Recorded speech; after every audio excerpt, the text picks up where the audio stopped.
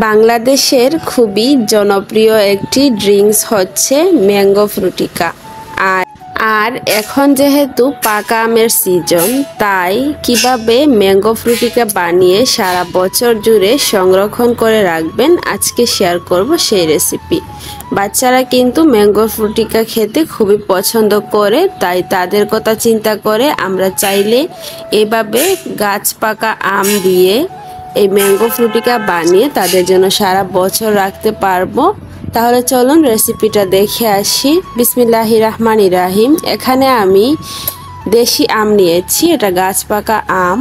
আর এখান থেকে আমি আমগুলোকে খোসা ছাড়িয়ে এভাবে স্লাইস করে কেটে নিয়েছি। আর এখন একটা ছাঁকনির সাহায্যে আমের পিউরিগুলো বের করে নিব। আমি দেখতে পাচ্ছেন এখানে আমি খুব ঘন একটা স্মুথ পিউরি পেয়েছি। আর এই আমের পিউরিটা দিয়েই আমি ম্যাঙ্গো ফ্রুটিকা তৈরি করব। আপনারা চাইলে বেশি করে তৈরি করতে পারেন, আমি আপনাদেরকে দেখানোর সুবিধার্থে এখানে অল্প করেই তৈরি করে নিচ্ছি।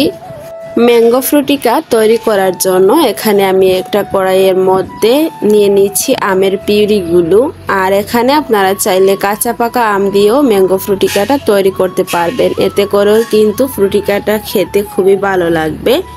তো দেখতে পাচ্ছেন আমি এখানে কিন্তু অল্প একটু পানি দিয়েছি, কারণ এই পিউরিটা কিন্তু অনেকটাই ঘন।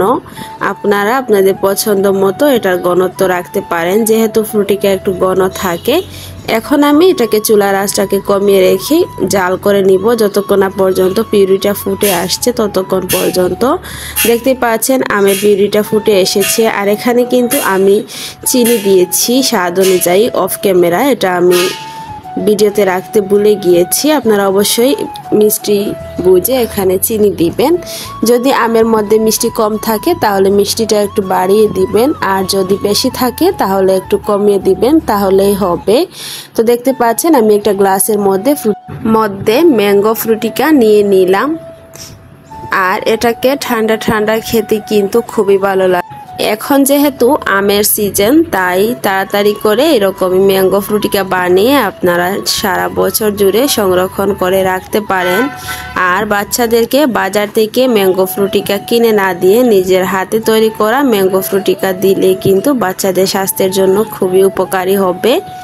তো এই ছিল আমার আজকে ম্যাঙ্গো ফ্রুটিকার রেসিপি। আপনাদের কাছে কেমন লাগলো প্লিজ কমেন্ট করে জানাবেন। যদি ভালো লাগে তাহলে প্লিজ আমার ভিডিওটি ফ্রেন্ডস অ্যান্ড ফ্যামিলির সাথে শেয়ার করে দিবেন। সবাই অনেক বেশি ভালো থাকবেন, সুস্থ থাকবেন। দেখা হবে পরবর্তী কোনো ভিডিওতে। আল্লাহ হাফিজ, আসসালামু আলাইকুম।